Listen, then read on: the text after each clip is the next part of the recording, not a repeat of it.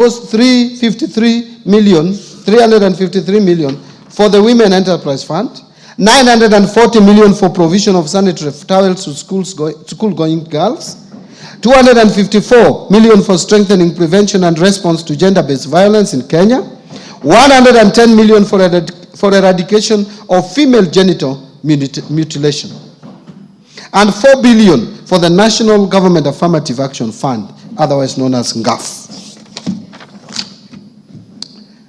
Mr. Speaker, to promote regional equity, reduce poverty, and enhance social development across the country, I have proposed 58.8 billion for the National Government Constituency Development Fund,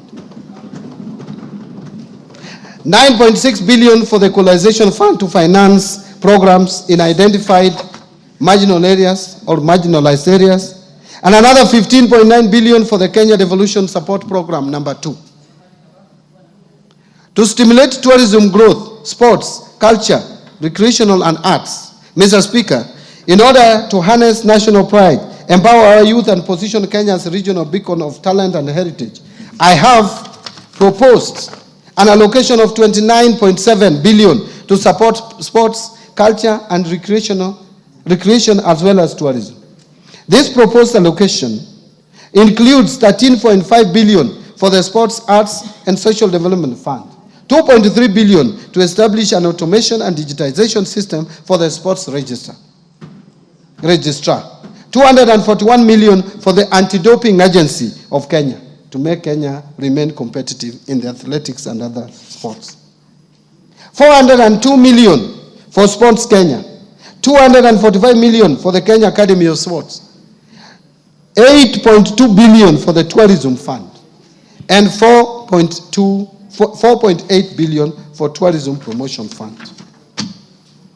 On environmental protection, water and natural resources, Mr. Speaker, to safeguard natural ecosystems, ensure sustainable water use, and tackle the impact of climate change, I have proposed an allocation of 10.7 billion for forest resources conservation and management, 1.6 billion for forest research and development, 3.7 billion for environment management and protection, 11.5 billion for the Kenya Financing Locally Led Climate Action Project, which is known as FLOCA, 1.6 billion for meteorological service, and 13.2 billion for wildlife security, conservation and management.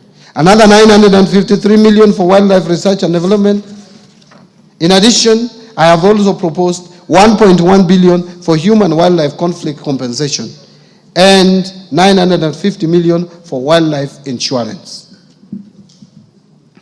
Mr. Speaker, I have also proposed an allocation of 26.8 billion for water and sewerage infrastructure development.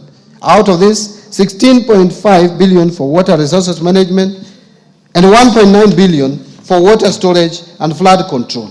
In addition, I have also proposed 15 billion for irrigation and land reclamation and 266 million for water harvesting and storage for irrigation.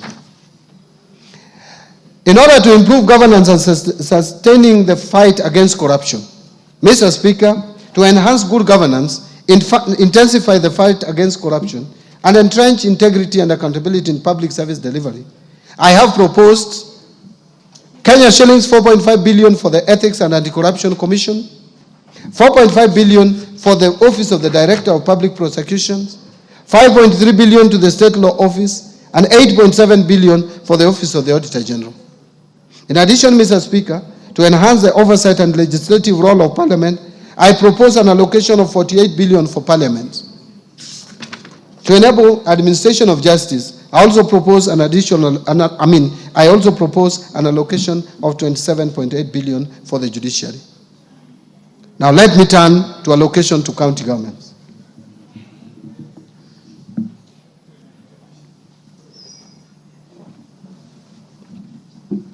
Mr. Speaker, to support devolution, county governments will receive 405.1 billion in the financial year 2025-2026 as an equitable share of revenue raised nationally, an increase of 17.6 billion from Kenya shillings 387.4 billion in financial year 24-25.